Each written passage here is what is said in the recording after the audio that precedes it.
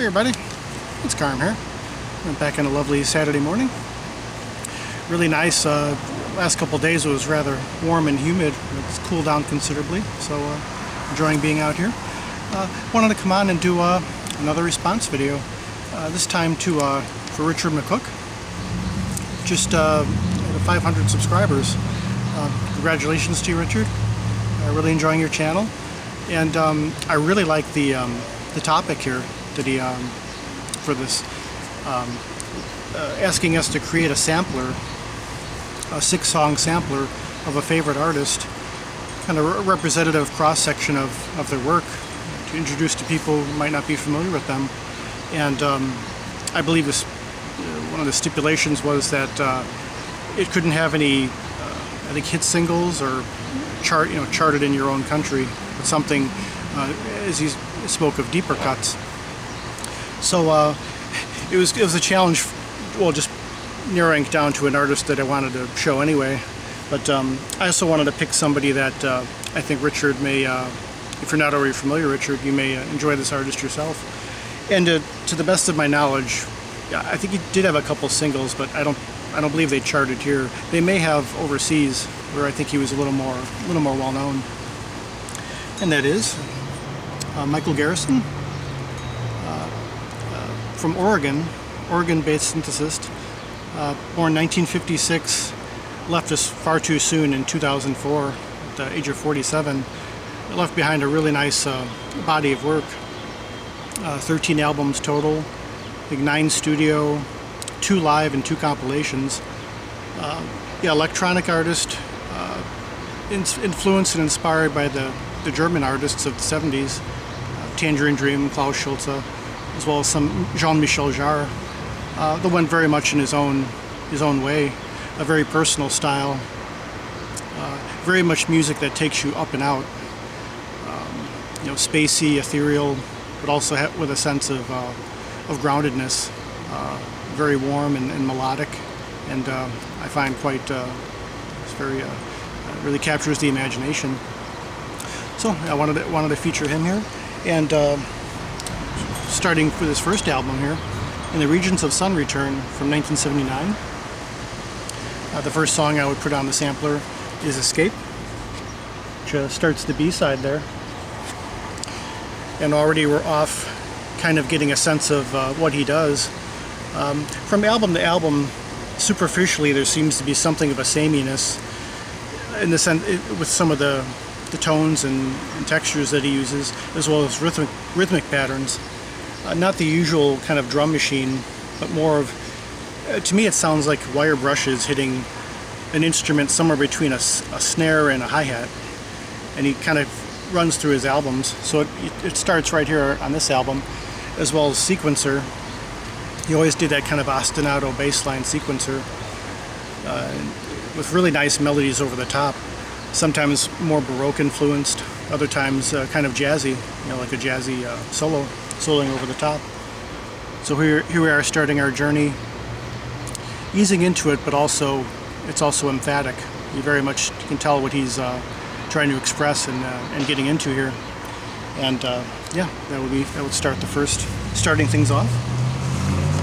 And next up from second album, Prisms, from 1981, we have, what did I do? I missed it. I should have my list in front of me. And here it is. Pre-Dawn Flight, the 8th cut here. And so now we're really starting the journey. We're about to take off and anticipate what's coming up ahead. And again, you kind of have that rhythmic pattern with sequencers, where the melody is taking a different turn now, a little more anticipatory as to where we're going to go. Starting to take you up, kind of lifting you up off terra firma. So you have that. And next up, now we've really taken off officially. From his 1982 album here, Eclipse, we have Airborne, which is one of his longer cuts that he's done overall. He was never really one into to do sidelong cuts like some of the Berlin artists he was influenced by. Where it was 20 or 25 minutes. This is more like 11 or 12 minutes. But now we've lifted off.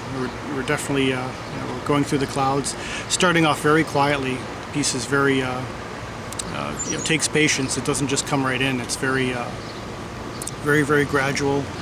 Almost feels like nothing is happening, and then soon, well, the outer landscape, the landscape in the air starts to vary a little bit, and then comes in that sequencer. And this is, to me, one of the most exhilarating pieces, I think, in his whole catalog. It just keeps, you're going higher and higher, and it just gets more exciting and varied. And again, he always has that kind of melodic sensibility. It's not just sound experimentation for its own sake. The sense of narrative is very strong, and he's really pulling you along and just making you excited about taking that trip with him. Show this real quick. Another picture of him here. I think he may have made his own synthesizers as well. So yeah, now we're really traveling now, going up higher and higher with Airborne. And next up we're going into Point of Impact, 1983. And now we're at Motion Fascination. Now at this point you're starting to get a sense of the rhythm, more of a rhythmic thrust to what he does. Again, the electronic percussion. Now we're getting into some very interesting territory, further higher, really going into space now, seeing other planets, seeing other maybe even star systems. But it's you're just more excited about what you're seeing. Just he's drawing you further and further in. And you could really hear kind of his patented sound, which kind of really runs through his albums. That kind of rhythm, that almost danceable at times, but you wouldn't mistake it for techno. It's really a nice, could be a precursor in a way, but also has other things of interest going on.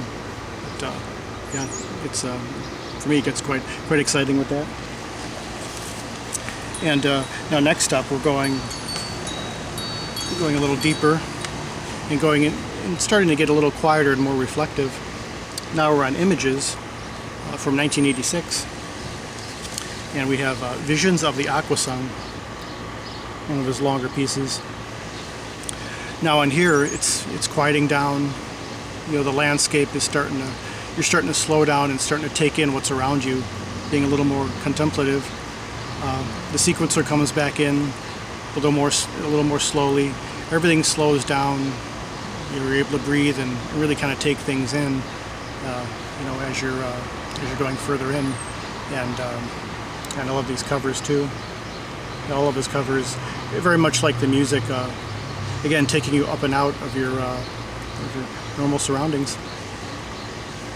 And then finally here for the sampler, we've returned back to where we started from, within the regions. And now we're on Twilight Return, where once again the pace is picking up. You're beginning to conclude your journey, but also kind of reflecting, looking back at what you've seen, but also the excitement of going back home and just bringing that all with you, all the cumulative experience. The way I interpret it throughout this journey of getting into his music, and again it's exciting, and it's a new, just his music in general to me is just about exploring new frontiers, and just going further into your own imagination, seeing what's possible there. Just to me, he's always represented that to me, and besides this sampling of his work, this is as good a place as any to start with in his very first album, in the Regions of Sun Return from '79, Windspill Records. The label here. Yeah, his own label of the time throughout his recording life.